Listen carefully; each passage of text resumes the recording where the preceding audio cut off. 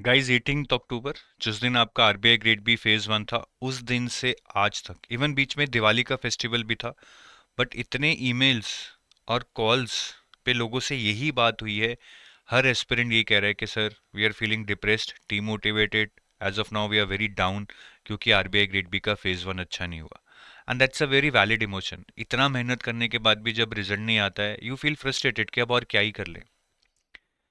और मुझे एक एस्पिरेंट की बात याद आती है जिनका 3 अटेम्प्ट्स देने के बाद फोर्थ अटेम्प्ट में सिलेक्शन हुआ, तो उन्होंने बोला था कि सर जो रिजल्ट नेगेटिव आने में एक नेगेटिव फीलिंग अंदर आती है ना, वो शायद एक रिलेशनशिप के हार्ट ब्रेक से भी ज़्यादा नेगेटिव फीलिंग होती है।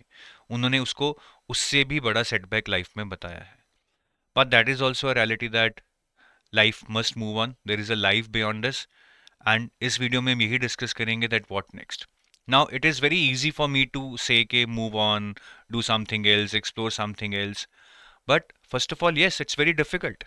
It will take time for you to have this feeling sinked in कि मेरा पेपर अच्छा नहीं हुआ है।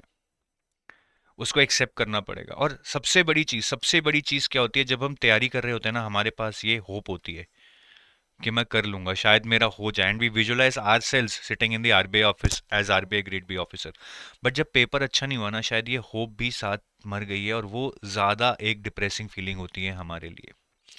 बट साथ ही साथ ये भी रियलिटी है, अगर आप पास्ट ईयर्स में जितने लोग सेलेक्ट हुए, आप उनके इंटरव्यूज को सुनो, उनकी सक्सेस स्टोरी हमारे चैनल्स पे हैं, आप उनके इंटरव्यूज को सुनो, maximum of the aspirants you will find यही कि 3 अटेम्प्ट दिए, फोर्थ अटेम्प्ट में हुआ, 10 पेपर दिए अलग अलग एग्जाम के, तब जाके आरबीआई में हुआ। Every aspirant has their struggle and then only they are able to clear RBI. बहुत ही कोई लकी होगा जिसको भगवान का बहुत ज्यादा एक ब्लेसिंग है कि फर्स्ट अटेम्प्ट में एग्जाम दे के निकल गया। तो ये रियलिटी है, ये ऐसा नहीं है कि आप ही के साथ हो रहा है, फर्स्ट टाइम हो रहा है, आपके साथ कुछ गलत हो रहा है। ये सारे एस्पिरेंट्स के साथ हुआ है। तो इस टाइम ऐसे एस्पिरेंट भी होंगे जो बिल्कुल गिव अप कर देंगे कि इसके बाद करना ही नहीं है, कुछ नहीं करना है, हमसे तो होगा ही नहीं। That's fine, may be they have reassessed themselves at that point कि उनसे नहीं होगा। बट ऐसे एस्पिरेंट्स भी होंगे who will face this situation, though it would be very hard for them, but they will still face this situation। और कुछ दिनों में चीज़ें नॉर्मलाइज होंगी, दोबारा तैयारी में लगोगे, इस एग्ज़ाम की या किसी और एग्ज़ाम की, whatever it is, you will have a goal, and life will start moving once you have a goal in front of you. तो सबसे पहले चीज़ आपको ये करनी है guys, just reassess your attempt. मेरे हिसाब से अगर आपका स्कोर 60 से नीचे है, ठीक है, then I think you will have very less chances. हालांकि मैं तो कट ऑफ 65 से ऊपर ही एक्सपेक्ट कर रहा हूँ, ठीक है, बट स्टिल मैं 60 वाले को भी एक ब्लैंक चांस दे रहा हूँ अंडर अनरिजर्व्ड कैटेगरी। लेकिन अगर आपका स्कोर 60 से नीचे है, I think it's going to be very very difficult. You should have it in your mind right now कि आपका बहुत मुश्किल है, and you should start looking for what next. और जिसका 75 प्लस है, इसको तो मैं डेफिनेटिव बोलूंगा कि आप यार तैयारी शुरू कर दो फेज टू की, और कुछ मत सोचो। अब मैं गलत हो सकता हूँ, ऐसा नहीं है 100% है मेरी तरफ से, मैं तो इसको 100% सोच के बता रहा हूँ, ये भी गलत हो सकता है, हो सकता है, ठीक है। You never know what has been done in that examination by lakhs of aspirants over sitting there, all this is guess work. But ये गेस वर्क इसीलिए है क्योंकि हमारे पास एक्चुअल रिजल्ट नहीं है। अगर if you can interpret the things better, you can go with that. But depression में मत जाओ बस। अगर आपके 58 नंबर है, आप फेज टू के लिए प्रिपेयर करना चाहती हो, think you have a chance, go for it, but please don't sit idle, because if you don't have a goal, you will think about इधर उधर की चीजें, नेगेटिव चीजें दिमाग में आएंगी, और फिर डिप्रेशन में जाओगे, ठीक है। तो इसके जो बीच वाले हैं, ठीक है, I don't know what their fate is, it can go either way, but I would still say कि अगर एक लॉन्ग टर्म ऑब्जेक्टिव है रेगुलेटरी बॉडीज में सीट लेने का, ऑफिसर बनने का, तो आपको फेज टू की प्रिपरेशन शुरू कर देनी चाहिए। क्योंकि ये 10 दिन अगर आपने लॉस्ट कर दिया और बाद में आपका नाम लिस्ट में आ गया, तो आप अपने आप को बहुत कोसोगे। तैयारी करने के बाद नाम नहीं आया तो शायद कम कोसोगे, लेकिन तैयारी ना करके नाम आ गया तो ज्यादा कोसोगे, क्योंकि ये 10 दिन आपको भी पता है कितने क्रिटिकल हो सकते हैं। बाकी ये आपकी कॉल है कि आपको क्या करना है, ठीक है। अब जो लोग इधर हैं, जो 60 से नेगेटिव साइड है, उनका I think, again I can be wrong, but I feel that it is a very dim chance that you have no at your side कि आप RBI grade B phase one clear कर लोगे under the unreserved category. Reserved category में cut off थोड़ी सी नीचे जाएंगी obviously unreserved category से। तो इन लोगों को जिनके 60 से नीचे आए हैं, you please reassess your attempts on other other things now, कि आपका पेपर अच्छा क्यों नहीं हुआ, क्या वो अनप्रडिक्टेबिलिटी के कारण था? ठीक है, ये तो रहने वाली है, आपको इसका सोल्यूशन ढूंढना पड़ेगा। वही इंपॉर्टेंट चीज़ों पे मत जाओ, सब कुछ करके जाओ। क्या आपने रिवीजन अच्छे से नहीं की थी? क्या आपने प्रैक्टिस अच्छे से नहीं की थी? You need to find where the problem actually. क्या आपने मॉक्स नहीं दिए थे इसलिए आप शायद क्वेश्चंस को बेटर वे में टाइम मैनेज करके नहीं कर पाए? क्या आप इमोशंस पे अपने कंट्रोल नहीं रख पाए और अनसर्टेनिटी के कारण आप इतना स्ट्रेस में आ गए कि जो आता था वो भी नहीं कर पाए? या आपने तैयारी लेट शुरू की थी इसलिए पूरी ही नहीं कर पाए? So whatever is the reason, there might be 20 other reasons beyond this, but it is very very important to think about them at this moment, because अगर आप अब भी नहीं सोचोगे, अगले साल भी तैयारी शुरू कर दोगे और एग्जाम्स की भी तैयारी शुरू कर दोगे, तो यही चीज़ें रिपीट होती रहेंगी। So it's better to set and reassess things for 6-7 days, so that आगे के जो 3 महीने 6 महीने 9 महीने पढ़ाई करनी है वो एक सही तरीके से हो, उसमें फिर जाके कोई गिल्ट ना आए कि यार ये चीज़ मैंने अच्छे से नहीं की। और इस पॉइंट इन टाइम पे बहुत कॉमन फीलिंग होती है, let's jump on to other exams. This may be out of guilt और रिवेंज और just to have a goal without assessing the things in detail. तो don't jump on to other exams, आराम से बैठ के सोचो गाइज, तभी decision लो कि मुझे और एग्जाम्स जो भी आ रहे हैं, सेबी आ रहा है, इरडाई आ रहा है, नबार्ड आ रहा है, क्या उनमें जाना है? First of all, do I have time for them? कहीं आरबीआई भी आपने लटकते लटकते जॉब के साथ दिया हो, मुश्किल से सिलेबस कवर किया हो, अब 2-3 महीने में आप बाकी एग्जाम्स भी कैसे ही कर लोगे अगर आपके पास टाइम ही नहीं है? और क्या आपका जो गोल आरबीआई का था सिर्फ आरबीआई का था, और was it to become a regulator? Does this other jobs like SEBI, IRDAI, NABARD interest you? Is it your real priority और you are just taking it as one of the options क्योंकि main option अब थाली में नहीं है? तो ऐसे cases में I think you will not have that passion or no in junoon or intent inside you to go all out for these kind of exams. और साथ ही साथ जो अभी सेटबैक हुआ है आपको ये भी एक्सेप्ट करना पड़ेगा कि सेटबैक फ्यूचर में भी हो सकता है। Are you ready for it? You have to be ready for it, then only you can go for other exams. Otherwise अगर यही सोचोगे कि पक्का ही हो जाएगा अब तो, क्योंकि अगर सेटबैक आ गया फिर तो मैं मर ही जाऊंगा, then don't go for it. First accept setbacks are part of this journey. जैसा मैंने पहले बताया, बड़े बड़े धुरंधर जिनके टॉप 10 में रैंक आए हैं वो भी पता नहीं कितने एग्जाम्स में ना सेलेक्ट होकर फाइनली आरबीआई में सेलेक्ट हुए थे।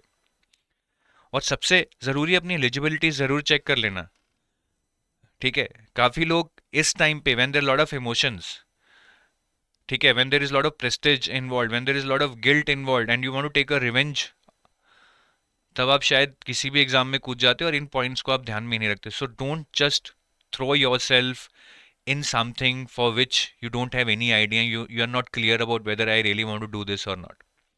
बाकी आगे जो एग्जाम्स आ रहे हैं उसमें देखिए सेबी का एडवांस इंटीमेशन आ चुका है। Around I think 56 seats journal की हैं। एग्ज़ाम का जो फेज़ 1 है वो दिसंबर में एक्सपेक्टेड है, तो सेबी के लिए तो ज़्यादा दिन नहीं बचे हैं। You should consider, is it something that interest you, stock markets, mutual funds and all that, and do you really have time? उसका सिलेबस अच्छे से देखो, पैटर्न अच्छे से समझो।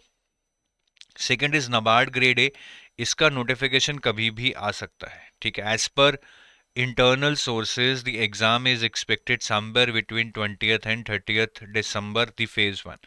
Again I may be wrong, ठीक है? आप इस डेट्स पे मत जाइए, अब ये ऊपर नीचे हो सकती हैं, बट क्या नबार्ड पिछले 10 साल से रेगुलरली हो रहा है? हो रहा है। तो 30 दिसंबर को नहीं होगा, 15 जनवरी को हो जाएगा, 30 जनवरी को हो जाएगा।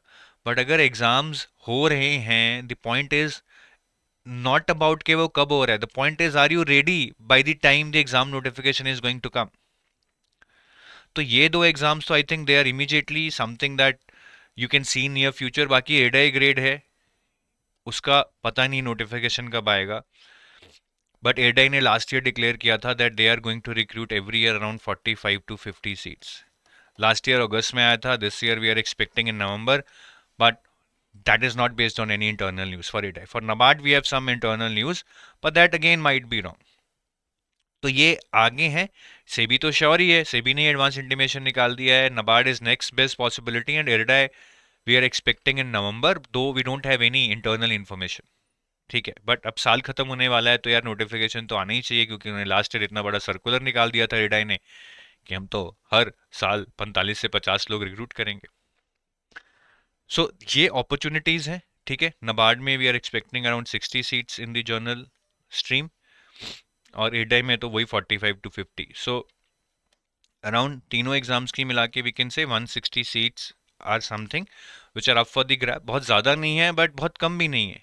ठीक है, अब ये प्रीमियम जॉब्स हैं, इसमें कभी भी हजार हजार सीट तो होगी नहीं, अब 10-10 हज़ार तो होगी नहीं, जो बैंकिंग वाली सिचुएशन होती है जहां आपको 30 लाख की सैलरी मिल रही है, मेट्रोज में पोस्टिंग मिल रही है, एक प्रीमियम जॉब है, you are getting the tag of SEBI, NABARD, एडाई, RBI, which actually make people turn their head towards you कि पता नहीं कौन ही आ गया है। तो सारी पॉश जॉब्स हैं ये। तो इनमें 160 seats is a good number. वो दिन चले गए कि 300-300 सीट्स एक एग्जाम में भी एक्सपेक्ट की जा सकती थी। और क्या ये सिर्फ एक बैकअप ऑप्शंस हैं आरबीआई के लिए? I will say no. अगर इस एटीट्यूड से करोगे तो अब शायद अपना बेस्ट नहीं दे पाओगे। See, all these are premium jobs of India, all these are regulators. RBI banking sector को रेगुलेट करते हैं, तो सेबी के पास भी माशाल्लाह, मतलब stock market, mutual fund, stock exchange, इतना बड़ा रेगुलेटरी एम्बिट है सेबी का। और इतने बड़े बड़े सेबी ने केस सॉल्व किए हैं, पेनल्टीज लगाई हैं, इनसाइडर ट्रेडिंग जैसे लॉस लेके आई है, मतलब that's a completely a change maker in the capital markets. एडाई grade A पूरे इंश्योरेंस को रेगुलेट करता है। एक नोटिफिकेशन एडाई का पूरी इंडस्ट्री को हिला देता है, उनकी बैलेंस शीट हिला देता है। So these are not just backup options. ठीक है, भले ही आपका मन अगर आरबीआई में जाने में है तो फिर आरबीआई ही जाइए, then don't consider these exams as one of the options itself. But if you want to consider them as a genuine interest, not as backup options, क्योंकि बैकअप ऑप्शन में कभी भी आप अपना बेस्ट नहीं दे पाते हो। दिमाग फिर उधर ही रहेगा आरबीआई में, ना तो आरबीआई की तैयारी कर रहे होगे, ना ही सेबी की तैयारी कर रहे होगे, ना ही एडाई की तैयारी कर रहे होगे। इन सब में 25 से 30 लाख की सैलरी है, बहुत अच्छे खासे पर्क्स हैं, अच्छी खासी ग्रोथ है, प्राइवेट सेक्टर में बहुत अच्छी अपॉर्चुनिटीज मिलती है। Lot of SEBI people who have joined the private sector and they are some now big shots in the industry now. मैं आपको कभी डिटेल में नाम बताऊंगा ऐसे लोगों के। सो अगर आप इनको एक मेन स्ट्रीम एग्जाम देके देना चाहते हो तभी दो, बैकअप ऑप्शन तो फिर उसमें मजा नहीं आएगा आपको। ठीक है, मन अगर आरबीआई में है तो आरबीआई ही देना चाहिए, whether it take 2 attempts, 3 attempts, whatever it takes.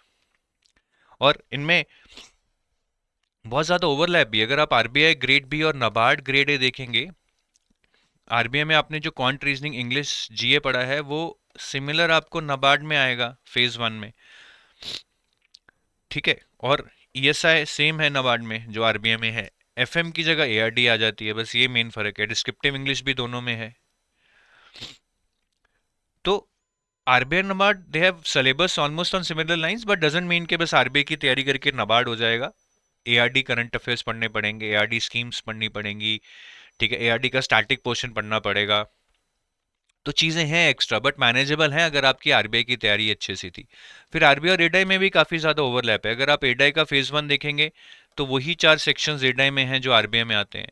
Phase 2 में डिस्क्रिप्टिव इंग्लिश का पेपर आता है जो आरबीआई में है। ठीक है, इन मैनेजमेंट एक सब्जेक्ट है, वो आप आरबीआई में भी पढ़ते हैं, एडाई में भी आता है। इंश्योरेंस आपको एक एक्स्ट्रा पढ़ना पड़ेगा एडाई में। और ईएसआई इम्पैक्टिंग इंश्योरेंस एक एग्जाम है जो आरबीआई में आप देखते हैं, वो सब्जेक्ट होता है ईएसआई। तो ये ESI impacting insurance is different from this ESI, but still 10 to 15% basics would remain the same. That if you would have studied here, that would overlap here also. But otherwise 80% is different. और सेबी की बात करें तो सेबी में phase 1 में एक paper तो यही आता है, क्वांट रीजनिंग इंग्लिश, ये वेरी इजी, एक 30 मार्क्स लाने होते हैं। ये तो अगर आप आरबीआई की तैयारी कर चुके हो तो आप आराम से कर लोगे। पेपर 2 में फाइनेंस और मैनेजमेंट, ठीक है, ये तकरीबन आरबीआई वाला ही है, 5-10% एक्स्ट्रा टॉपिक्स होंगे, बाकी सेम आरबीआई वाले हैं। इकोनॉमिक्स 50% आरबीआई वाला है, 50% आपको नया करना पड़ेगा। And these 3 subjects, company law, costing, commerce and accounts, यही एक मेन चीज़ है जो आपको सेबी के लिए बिल्कुल स्क्रैच से पढ़नी पड़ेगी। आरबीआई में आपको बिल्कुल भी एक्सपोजर नहीं है। फेज 2 पेपर 2 में यही सारे सब्जेक्ट्स दोबारा पूछे जाते हैं, बिल्कुल सेम सिलेबस, सेम सब्जेक्ट्स, और डिस्क्रिप्टिव इंग्लिश वही आरबीआई वाला है। तो आरबीआई का सेबी, नबार्ड और एडाई से काफी ओवरलैप है, which is advantage, but at the same time that's not sufficient. The RBI preparation is not sufficient for these exams. कुछ कुछ एक्स्ट्रा पढ़ना पड़ेगा, क्योंकि ऐसा नहीं है कि सिर्फ पास होना है, कंपटीशन को बीट करना है, तो जो चीज़ें एक्स्ट्रा हैं उनको भी अच्छे से करना पड़ेगा, चाहे सेबी हो, नबार्ड हो, आरबीआई हो। और अगर आपको इन एग्जाम्स के बारे में और जानना है तो ये 3 गाइड बुक्स हैं, ठीक है। ये नबार्ड की गाइड बुक है, जिसमें आपको नबार्ड के बारे में सैलरी, प्रमोशंस, डिपार्टमेंट, हायरार्कीज, सारा कुछ पता लग जाएगा। पीवाईक्यूज मिल जाएंगे आपको नबार्ड के विद सॉल्यूशंस, डिकोडेड सिलेबस मिल जाएगा आपको, और रिकमेंडेड सोर्सेज भी मिल जाएंगे which you can use for free and are recommended from our side. Similarly SEBI के पीवाईक्यूज अगर आपको चाहिए, सिलेबस चाहिए डिटेल में, नोटिफिकेशन में डिटेल सिलेबस नहीं दिया होता, हमने डिकोड करके दिया हुआ है, और सोर्सेज चाहिए जो हमारी तरफ से रिकमेंडेड हैं, अगर आप सेल्फ प्रिपरेशन करना चाहते हो, वो आपको सेबी की गाइड बुक में मिल जाएगी। और एडाई का डिटेल गाइड बुक नहीं है हमारे पास, बट सॉल्व पीवाईक्यूज हैं which you can rely upon if you want to prepare for एडाई। तो इन तीनों गाइड बुक्स को आप डाउनलोड कर सकते हो at zero cost. The link to download these guidebooks is given in the description of this video. इनको डाउनलोड करो, आराम से पढ़ो, and as I told you, don't jump on to these exams के उसने बोल दिया, मेरे दोस्त ने, उसने व्हाट्सएप पे बोल दिया, ऐसा कर लो। Just go through these exams guide book, go through the syllabus, go through the PYQs and make a very informed decision considering other factors, कि क्या मेरे पास टाइम है, क्या मेरा इंटरेस्ट है, क्या मैं एलिजिबल हूँ, क्या पैशन है, क्या वाकई में मैं तैयारी कर पाऊंगा या नहीं, then only jump on to these exams. So with that I take your leave, wish you all the best, don't panic, don't be demotivated, life is all about no coming out of this setbacks and moving on. और कहते हैं ना कि कितना भी बुरा वक्त तो निकल जाता है और अच्छे दिन ज़रूर आते हैं, तो वो होता है, वो रियलिटी में होता है। My self have face that in my life, वो सबके साथ होता है। आप नज़र घुमा के जितने भी एग्जाम्पल हैं देख लो, सबके बुरे टाइम आते हैं, सबके अच्छे टाइम आते हैं। Maybe this is not your good time, but your good times will come, believe in that, only then it will happen. Thank you, all the best.